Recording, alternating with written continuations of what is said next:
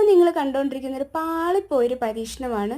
ശരിക്കും ഞാനൊരു transparent book mark ഉണ്ടാക്കാനായിരുന്നു plan ചെയ്തിരുന്നത്. ഈ ഫോട്ടോയിൽ കാണുന്നത് പോലെ നമ്മുടെ വീട്ടിൽ തന്നെയുള്ള കുറച്ച് കളർഫുൾ പൂക്കളും കുറച്ച് ഇലകളും ഒക്കെ എടുത്ത് സെറ്റ് ചെയ്തുകൊണ്ടിരിക്കുവാണ്. ഇത് ചെയ്യാൻ നേരമൊക്കെ ഫോട്ടോയിൽ കാണിച്ച പോലെ തന്നെ വരും എന്നുള്ള പ്രതീക്ഷയിലാണ് ഇതെല്ലാം ചെയ്തുകൊണ്ടിരിക്കുന്നത്. ഭയങ്കര കോൺഫിഡൻസ് ആയിരുന്നു.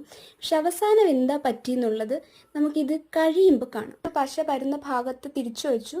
അതിനുശേഷം പൂക്കളൊക്കെ വെച്ച് സെറ്റ് ചെയ്തു. ഇവിടെയാണ് ശരിക്കും പാളിപ്പോയി എന്ന് മനസ്സിലായത്.